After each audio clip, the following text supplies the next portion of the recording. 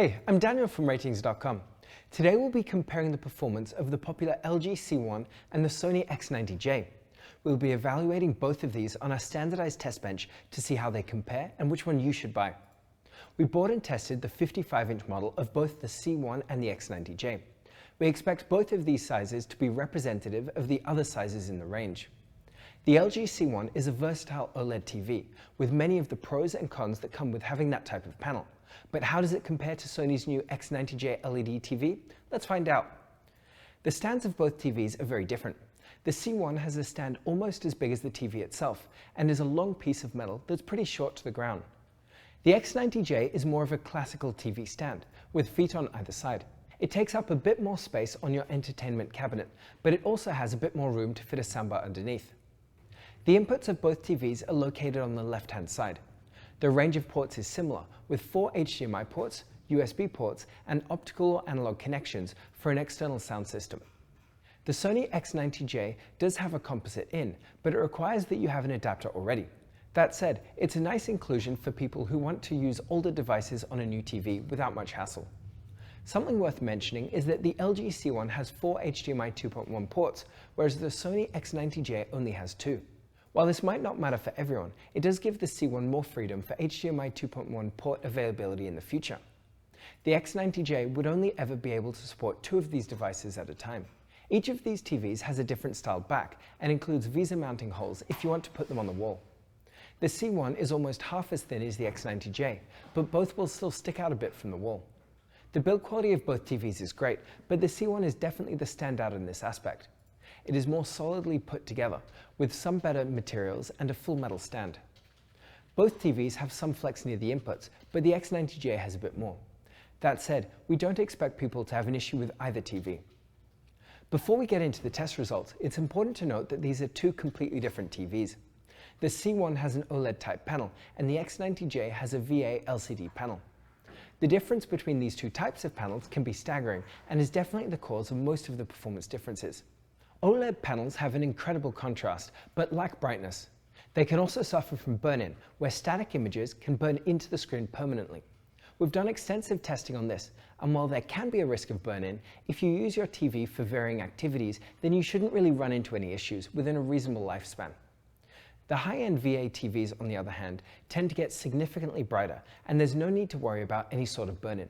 It's a good idea to consider how you'll be using your TV and if either panel might suit your needs more than the other. So let's compare them in our tests. A high contrast ratio results in deep dark scenes, which is good if you want to watch movies in a dark room like a home theater environment.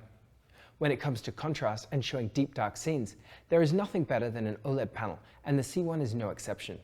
Since each pixel is self-emissive, the display will be able to completely dim individual pixels instead of zones or areas of the screen. It doesn't get much better than that. However, the X90J is nothing to scoff at either. While it isn't going to be as impactful as the C1, it still has an excellent contrast ratio, which can be further improved with local dimming. Local dimming is a feature to further improve dark scenes for a better movie watching experience, and the X90J has a great implementation of this. It helps to improve the contrast a noticeable amount, and in most scenes helps to improve the image quality. However, there are only 24 dimming zones, so it's not immune to blooming, especially around text. On the other hand, if you want to use the TV in a bright room, then a high peak brightness is important to overcome glare. The brightness of the X90J is significantly more than that of the C1 in both SDR and HDR content. While not the brightest we've seen, it does help a lot in a brighter room to combat reflections and make an image pop in most environments. On the C1, the brightness of the display isn't going to be as helpful. There's also the issue of automatic brightness limiter, or ABL, on the C1. Basically, the brightness of the display varies depending on the content, and in large bright scenes, it can't get very bright overall. This can lead to a distracting change in brightness for things like hockey games, but it's not that noticeable overall. As mentioned before, good reflection handling is important for a bright room, especially when watching dark scenes where the brightness can't compensate. The C1 has a glossy anti-reflective coating that does an excellent job at reducing the intensity of light, although it does leave a purple tint across the screen. The X90J, on the other hand, uses a semi-gloss coating that struggles to reduce the light reflection in the room. If you've got a wide seating arrangement or like to watch TV with family and friends, then good viewing angles help to ensure no one's left with washed out colors or crushed details from the side. The LG C1 is an excellent option if viewing angles are important. It stays more accurate at wider angles than the Sony X90J. However, this is to be expected since the X90J is a V8 panel and they aren't exactly known for their viewing angle performance. An overall uniform screen brightness and color is important when watching sports or playing video games to avoid the appearance of clouding known as the dirty screen effect. This does vary between units, but the models we bought are in line with what we expect. The C1 has a good uniformity with very little dirty screen effect.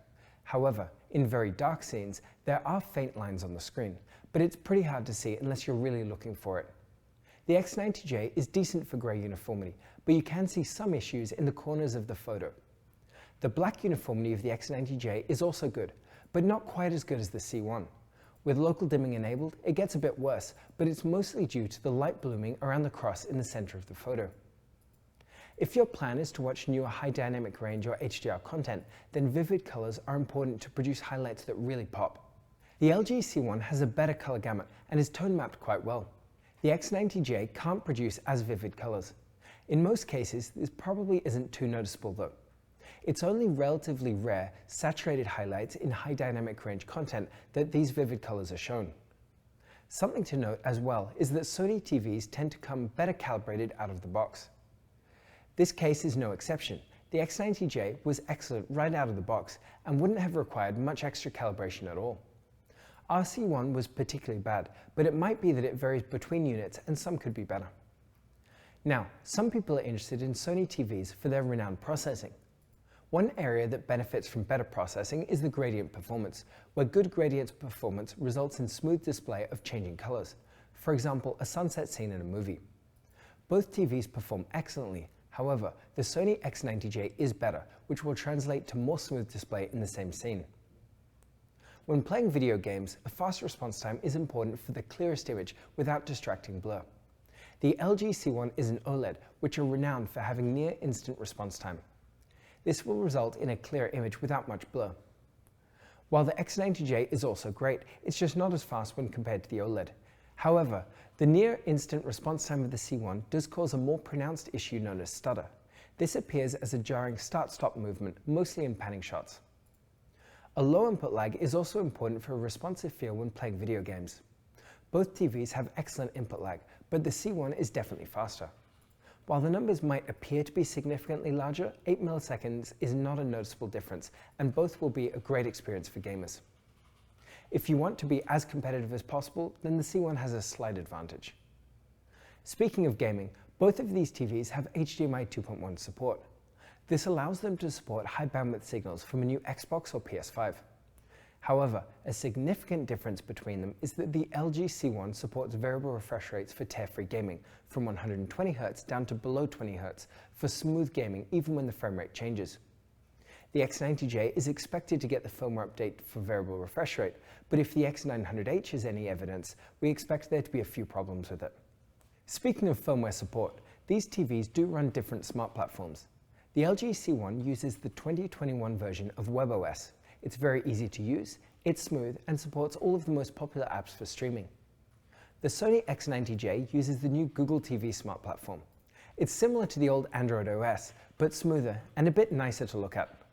Either way, on both smart platforms, they support all of the most popular apps.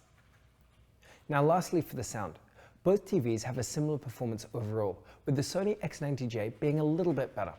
They are pretty good and can be suitable for casual viewing, but definitely a tier below dedicated speaker systems or a soundbar. So this brings us to the main question, which one should you buy? Well, the LG C1 has better picture quality and more advanced features. It's really only if you're worried about burn-in, then the X90J is still a good choice.